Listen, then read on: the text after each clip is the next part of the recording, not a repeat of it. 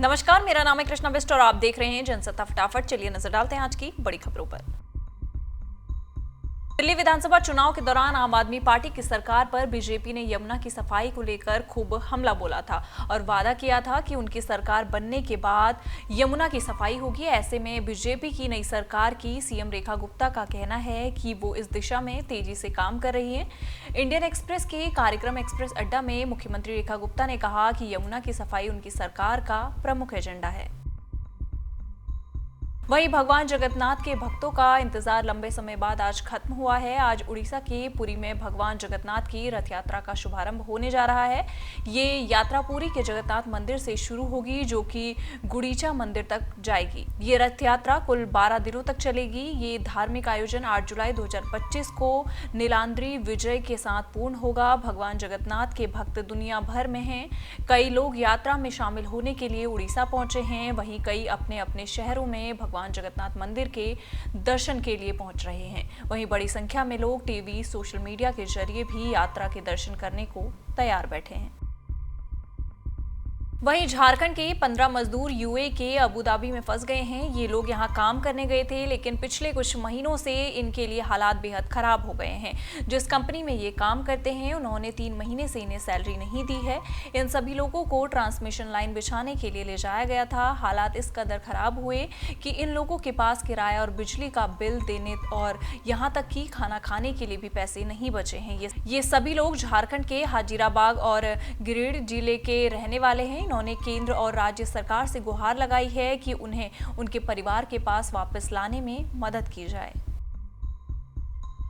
वहीं पश्चिम बंगाल में टीएमसी ने दीघा में बने जगन्नाथ मंदिर के प्रसाद वितरण का ऐलान किया और इससे एक नया विवाद खड़ा हो गया। मुख्यमंत्री विपक्षी दल बीजेपी ने मुख्यमंत्री और टीएमसी सुप्रीमो ममता बनर्जी और 2026 की शुरुआत में होने वाले राज्य विधानसभा चुनावों से पहले हिंदू समुदाय को लुभाने के लिए रथ यात्रा उत्सव के राजनीतिकरण करने का आरोप लगाया है। इसको लेकर बीजेपी और टीएमसी में सियासी टकराव बढ़ गया है।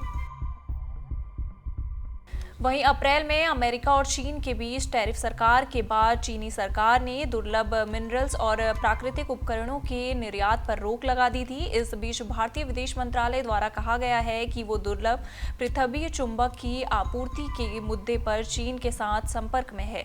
भारत सरकार ने पहली बार आधिकारिक तौर पर इस बातचीत को स्वीकार किया। ध्यान देने वाली बात यह है कि भारत और चीन लंबे टकराव के बाद रिश्तों को फिर से सामान्य बनाने को लेकर काम कर रहे हैं। दरअसल वीकली प्रेस कॉन्फ्रेंस में विदेश मंत्रालय के प्रवक्ता रणधीर जायसवाल ने कहा कि दुर्लभ पृथ्वी चुंबक और उपकरणों को लेकर दिल्ली और बीजिंग दोनों जगहों पर बातचीत कर रहे हैं। उन्होंने कहा कि हम उनसे बात कर रहे हैं कि हम दुर्लभ पृथ्वी पर आपूर्ति श्रृंखला के मुद्दे को कैसे सुव्यवस्थित कर सकते हैं। वहीं मौसम की बात करें तो भारत में आज मौसमी हालात स्पष्ट रूप से बदल रहे हैं। मॉनसून अब धीरे धीरे पूरे देश में फैल रहा है और अगले 3-4 दिन में लगभग सभी हिस्सों को कवर कर लेगा। कई स्थानों पर तेज बारिश देखी जा रही है। उदाहरण के लिए गुजरात के अधिकांश तालुकों में हल्की से लेकर बहुत भारी बारिश दर्ज हुई है। अहमदाबाद में गुरुवार को 4 मिलीमीटर बारिश हुई। साथ ही गुजरात के कई इलाकों में भारी से अति भारी बारिश का पूर्वानुमान है। मध्य प्रदेश और उत्तर प्रदेश के पूर्वी हिस्सों में भी मानसून ट्रफ सक्रिय है, जिससे अगले कुछ दिनों में वहां बारिश और गरज चमक के साथ तूफानी हवाओं की संभावना है। इसके अलावा उड़ीसा में पिछले 24 घंटों में 100 मिलीमीटर से अधिक बारिश दर्ज की गई और कोणार्क, सुंदरगढ़, भुवनेश्वर आदि क्षेत्रों में मौसम विभाग ने भारी बारिश जारी रहने की चेतावनी दी है, जबकि इसके बावजूद नदी जलस्तर सामान्य ही है। वहीं मनोरंजन जगत की बात करें तो रेखा, हेमा मालिनी और अनिल कपूर जैसे कई Bollywood slabs cult classic film Umrao जान के ग्रैंड प्रीमियर पर नजर आए। 44 साल पहले रिलीज हुई ये फिल्म एक बार फिर सिनेमाघरों में रिलीज होने को तैयार है। खास बात यह है कि रेखा की ये फिल्म इसी महीने दस्तक देने वाली है। जी हां, उमराव जान दोबारा 27 जून 2025 को सिनेमाघरों में आने वाली है। अब इसके दोबारा रिलीज होने की खुशी में सभी स्टार साथ में दिखाई दिए। इस कार्यक्रम में तब्बू भी शामिल हुई, जिनका रेखा ने गर्मजोशी से स्वागत किया। उन्होंने रेड कार्पेट पर एक दूसरे को गले लगाया और तस्वीरें क्लिक कराने से पहले एक दूसरे की खूब तारीफ की।